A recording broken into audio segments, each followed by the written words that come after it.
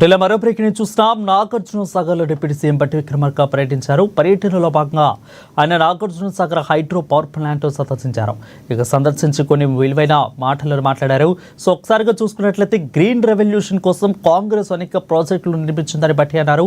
ప్రపంచ దేశాలకు పంట ఉత్పత్తులు చేసేది, ఎగుమతులు చేసేది స్థాయికి తెలంగాణ ఎదిగిందని, ఇక రివర్స్ పంపింగ్తో విద్యుత్ ఉత్పత్తి గతంలోనే జరిగిందని బట్టి అన్నారు. ఈ ఏడాదిలోనే 2000 మెగావాట్లు అధిక విద్యుత్ డిమాండ్ చేస్తున్నామని, ఎలాంటి ఆటంకాలు లేకుండా నిరంతరంగా విద్యుత్ సరఫరా చేస్తున్నామని బట్టి విక్రమార్క తెలిపారు.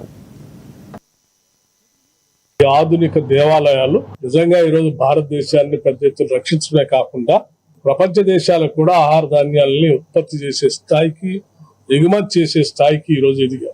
ఇక్కడ ఉన్నటువంటి power project, hydel power project సంబంధించి నిజంగా మరి 1978 ఆ ప్రాంతంలో మొదలుపెట్టినటువంటి ఈ power project, reversible pumping power project నిజం చాలా గొప్ప టెక్నాలజీతో ఇది రాష్ట్రానికి పవర్ అందించేటువంటి కార్యక్రమం అభినందించదగినటువంటి విషయం. ఈరోజు చాలా మంది కొత్తగా పంప్ స్టోరేజ్ పవర్ ప్రాజెక్ట్స్ అని నూతనంగా వచ్చిన టెక్నాలజీ అని చాలా ప్రచారం చేస్తా ఉన్నాం. అటువంటిది 70s లోనే ఆనాటి కాంగ్రెస్ ప్రభుత్వాలు ఇటువంటి ప్రాజెక్ట్ పైన రివర్స్ పంపింగ్ తో ఎనర్జీని, విద్యుత్తును ఉత్పత్తి చేసేటువంటి కార్యక్రమాన్ని హిటాచి లాంటి కంపెనీల సంబంధించి యంత్రాలను ఇక్కడ తెప్పించి, ఆ రోజుల్లోని జపాన్ లాంటి దేశాల నుంచి తెప్పించి ఈ ఆధునిక